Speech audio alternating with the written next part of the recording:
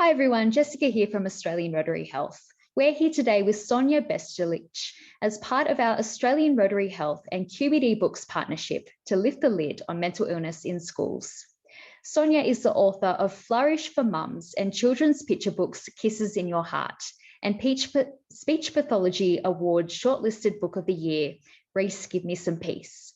She's also a speech pathologist, podcaster and mother to 3 children. So Sonia, your book, you talk about the liberation of letting go, which changed your life. What were the signs for you that something needed to change? Yeah, so Flourish for Mums really came about from first up working with thousands of mothers as a speech pathologist. And in those years, I really saw a recurring pattern, and that was that mums were just doing everything they possibly could for their children, but there was always this sense of failure, like they weren't doing enough, they weren't good enough. And so I found myself observing that, but this is before having my own children, and then wondering, what's that all about? And that, they've got such an outward focus, they also need to focus on themselves. So I had that observation at that time. And then I had 3 children. I had them all in 2.5 years. And that was, 4 years into running my speech pathology company. And really what I came to realize very quickly was how much I had in common and more deeply understood all those mums that I had worked with, because I found myself, I guess just the signs were constantly, as I said, not feeling like I was doing enough, that I was failing somehow, that I wasn't meeting all the expectations that I had from, society, from cultural expectations, my own expectations.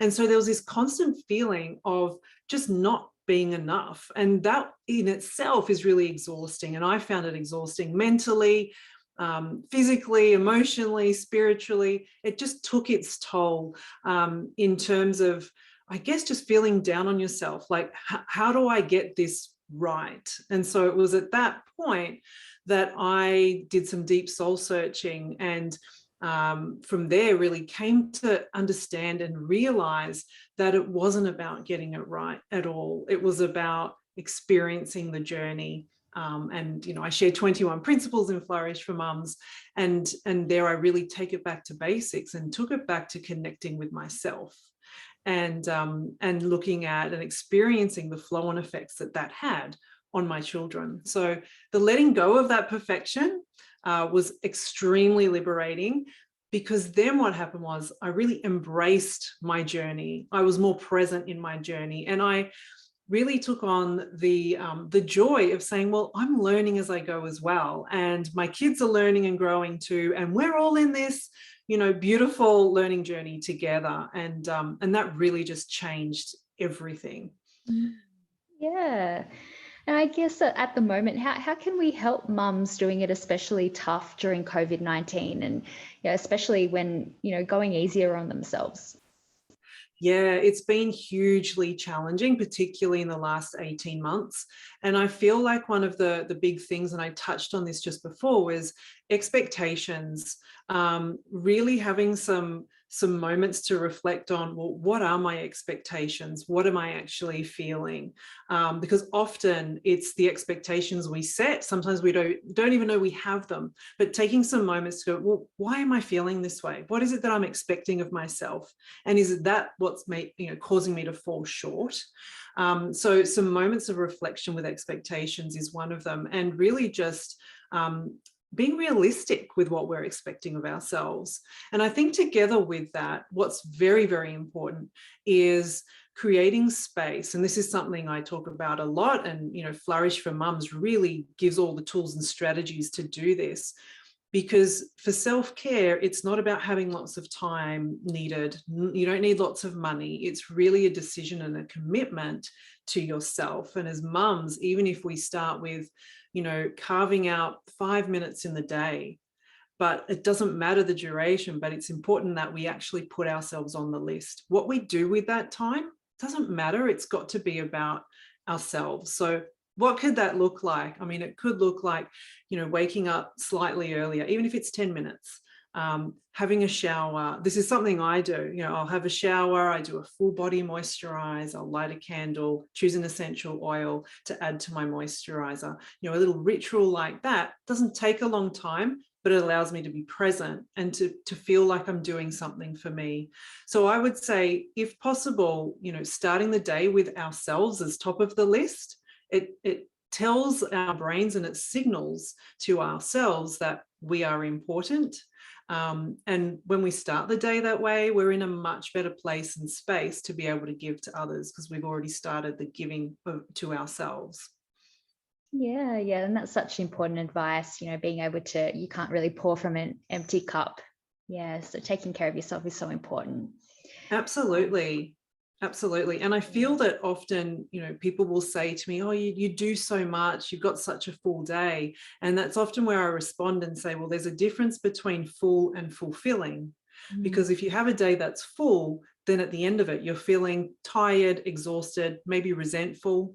But when you have a day that has a little bit of fulfillment in it, it changes the whole dynamic. And so I like to bring up the full versus fulfillment for mums, particularly, be able to, come back to themselves and think, well, what do I find fulfilling? What is that? And just starting to just, pop that into the day. And then at the end of the day, look at, okay, how am I feeling? What did I do? And what did I do that was fulfilling versus just, part of the routine and the doing in the day-to-day kind of schedule. And I imagine that your book has helped a lot of mothers immensely. What sort of feedback have you had from mums after reading the book? Oh, it's actually been quite moving, to be honest. And the way that I've written Flourish for Mums is that it is universally applicable. And what I mean by that is it doesn't matter what the motherhood context is, all the principles are able to be applied to your unique motherhood journey.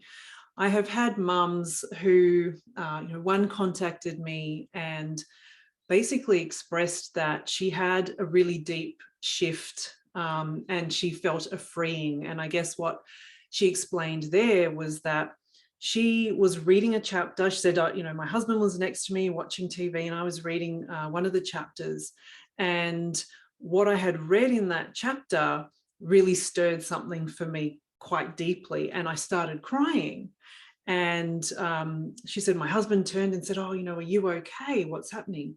And she said, I'm absolutely okay. I just felt like I could let go, like I was given permission to let go of all this guilt that I didn't realize that I was still holding about the time that, when her baby was born and she was very unwell and she didn't have the time with her daughter in that newborn days. And she carried a lot of guilt around that. And she hadn't realized how present it still was until she was reading this particular chapter, felt that deep stirring and that release, and she was able to let it go. So granting permission has been a big one. I've heard a lot of mums say to me, this feels like very therapeutic. And so I think it very much has a transformational quality. Another mum had said, she simply said to me, this makes my heart feel right, which was beautiful. And I think it does speak to the heart. And another mum said, I felt like I was reading about myself. And that's been a very strong point, is the relatability and the honesty of what I share. And so I think being able to identify yourself with the information in there is always that first step to the healing and the transformation and the permission. And I think the final one is, a mum that said to me, this feels like I am talking to a trusted best friend. And I carry it with me wherever I go, in the car and in my bag. And she said, I can just open it to any page and it gives me what I need. And again, the way that Flourish is structured is that it can do that. So you can open it anywhere and, it will have an inspirational quote, or it will, give you something to think about. Or if you want to take it to another level, it will have a practical exercise. You can take things more deeply depending on where you're at. So it's just been really beautiful to share the different experiences that mums are experiencing and that they're really grateful for. So I think it's provided that voice for them as well, and that, you know, feeling of connection, like, hey, I'm not alone in this, and it's okay, and others are also experiencing this too. So it's really beautiful. Yeah, it definitely sounds like some really lovely feedback, to receive, and it sounds like it's a really helpful book for people. So yeah, that's great. I guess just one last sort of question. Knowing what you know now, if you could go back and talk to your younger self, what would be your one piece of advice? Oh, I would say just enjoy it. I know that's really hard, but I think enjoy it sooner rather than later. And to be quite honest, I feel like I was able to do that because my kids were all born so close together as well. You know, having the 3 and 2.5 years, my learning curve was so steep that I felt like I really quickly had to work out how to let go and how to be more present and relax. So I think just that reassurance, like I'm going to be okay, just enjoy the journey and embrace it. And let me pave my own way with this. Well, that's great advice. And thank you for sharing that, Sonia. And thank you so much for your time today. Thank you so much. I appreciate it. You can support the Lift the Lid in Schools campaign this October by heading into QBD Books in-store or online and buying Sonia's book, where $2 from every purchase will be donated to fund children's mental health research.